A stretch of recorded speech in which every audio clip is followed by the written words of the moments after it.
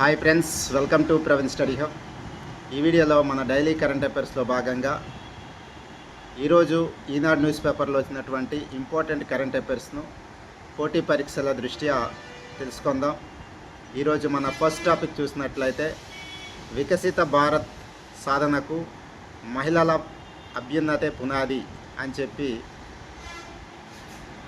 ఇది మనము జాతీయ అంశంగా గుర్తుపెట్టుకోవడం జరుగుతుంది. అయితే పంచాయతీ నుండి పార్లమెంటు వరకు వారి ప్రాతినిధ్యం పెరగాలి అని చెప్పి ఓం బిర్లా అంటే లోక్సభ స్పీకర్ ఓం బిర్లా గారు చెప్పడం జరిగింది. అయితే మహిళలకు చట్టసభల్లో 33% రిజర్వేషన్ కల్పించేలా నారీ శక్తి వందన్ అధినియం అనే బిల్లును కూడా తెచ్చినట్లు ఆయన వెల్లడించడం జరిగింది. అయితే దేశంలోనే తొలిసారి చట్టసభల మహిళా సాధికారత కమిటీల జాతీయ సదస్సు నిర్వహిస్తున్నామని చెప్పారు. మనకు ఇది తిరుపతిలో నిర్వహిస్తున్నారు, ఆంధ్రప్రదేశ్లో తిరుపతిలో. ఇది దేశంలోనే మొట్టమొదటిసారిగా అని గుర్తుపెట్టుకోవాలి. అయితే అందులో భాగంగానే దేశంలోనే అత్యధిక మహిళా ఎంపీలు ఉన్న రాష్ట్రం ఒడిశా. ఒడిశా మిషన్ శక్తి ద్వారా ఇది సాధ్యమైందని చెప్పవచ్చు. ఇది మనము జాతీయ అంశంగా మనము దీన్ని పేర్కొనడం జరుగుతుంది. ఓకేనా. ఇక సెకండ్ టాపిక్ చూసినట్లయితే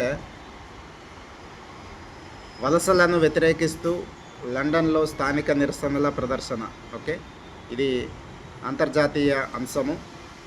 లండన్లో వలసవాదులపై వ్యతిరేకిస్తూ అక్కడ ఉన్నటువంటి స్థానికులు నిరసన చేసిన నేపథ్యంలో ఈ వార్త వచ్చింది. అయితే ఆందోళనలో 1.50 150,000 మంది ఈ నిరసన ప్రదర్శనకు హాజరు కావడం జరిగింది. అయితే యునైటెడ్ ది కింగ్డమ్ అనే పేరుతో లండన్లో ఈ భారీ ర్యాలీని నిర్వహించడం జరిగింది. పేరు యునైటెడ్ ది కింగ్డమ్ పేరుతో అన్నమాట. అయితే దీనికి నిరసనకు నేతృత్వం వహించినటువంటి వారు టామీ రాబ్సన్ అనేవారు దీనికి నేతృత్వం వహించారు. అయితే దీనికి మద్దతు తెలిపింది ఎలన్ మస్క్. ఎలన్ మస్క్ దీన్ని మద్దతు పలకడం జరిగింది. ఇది అంతర్జాతీయ అంశంగా మనము దీన్ని గుర్తుపెట్టుకోవడానికి ప్రయత్నం చేద్దాం. నెక్స్ట్ ప్రాంతీయ అంశం, క్రీడలకు సంబంధించినటువంటి ఒక అంశం వచ్చింది. అయితే ఫాస్టెస్ట్ చెక్మేట్ సాల్వర్గా దేవాన్స్ అన్నమాట. అంటే ఫాస్టెస్ట్ చెక్మేట్ సాల్వర్గా దేవాన్స్ అంటే ప్రపంచ రికార్డు 2025 సొంతం చేసుకున్నాడు. దేవాన్స్ అన్నది మన ప్రస్తుత ఆంధ్రప్రదేశ్ ఐటీ మినిస్టర్ లోకేష్ గారి యొక్క కుమారుడు. అదేవిధంగా మన స్టేట్ ముఖ్యమంత్రి చంద్రబాబు నాయుడు యొక్క మనవడు దేవాన్స్. గుర్తుపెట్టుకోండి. ఫాస్టెస్ట్ చెక్మేట్ సాల్వర్గా దేవాన్స్ అన్నమాట ప్రపంచ రికార్డు 2025ను పురస్కారాన్ని తీసుకున్నాడు. లండన్లో వెస్ట్ మినిస్టర్ పురస్కారము ఈ పురస్కారాన్ని అందజేసిందనమాట వెస్ట్ మినిస్టర్. ఓకేనా. అయితే చదరంగంలో క్లిష్టమైనటువంటి 175 పజిల్స్లను పరిష్కరించడం ద్వారా ఈ ఫాస్టెస్ట్ చెక్మేట్ సాల్వర్ అనే అవార్డును ఇస్తారనమాట.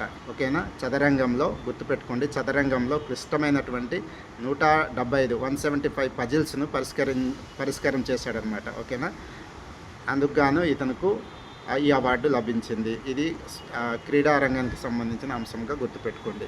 నెక్స్ట్ ఇప్పుడు ఒక పుస్తక ఆవిష్కరణ గురించి చూసినట్లయితే సజీవ చరిత్ర పుస్తక ఆవిష్కరణ అంటే రేపు 16వ తారీఖున విజయవాడలో జరుగుతుంది. దీన్ని ఎన్టీఆర్ 1984లో ఉమ్మడి ఆంధ్రప్రదేశ్లో జరిగిన రాజకీయ పరిణామాల నేపథ్యంలో సజీవ చరిత్ర అనే పుస్తకాన్ని రాయడం జరిగింది. సో దీని ఆవిష్కరణ జరుగుతుంది, గుర్తుపెట్టుకోండి. నెక్స్ట్ ఇది కూడా క్రికెట్కి సంబంధించిన అంశం. ఆసియా కప్లో పాకిస్తాన్పై భారత్ విజయం సాధించింది. ఓకేనా. ఆసియా కప్ జరుగుతున్న నేపథ్యంలో దీన్ని మనకు పాకిస్తాన్పై భారత్ విజయం సాధించింది. అయితే ఈ విజయానికి పహల్గామ్ ఉగ్రదాడి బాధిత కుటుంబాలకు ఈ విజయాన్ని అంకితం ఇస్తున్నట్టు సూర్యకుమార్ యాదవ్, ప్రస్తుత ఇండియన్ 2020 కెప్టెన్గా వహిస్తున్నటువంటి సూర్యకుమార్ యాదవ్ ప్రకటించడం జరిగింది. ఓకేనా. ఈ విజయాన్ని ఎవరైతే పహల్గామ్ ఉగ్రదాడిలో బాధితుల కుటుంబాలకు మేము ఇస్తున్నామని చెప్పి దీన్ని ప్రకటించడం జరిగింది. సో ఇదండి ఈరోజు ఈనాడు న్యూస్ పేపర్లో వచ్చినటువంటి ఇంపార్టెంట్ కరెంట్ అఫైర్స్ను పోటీ పరీక్షల దృష్ట్యా అందించడం జరిగింది. ఓకేనండి, థ్యాంక్ యూ ఫర్ వాచింగ్.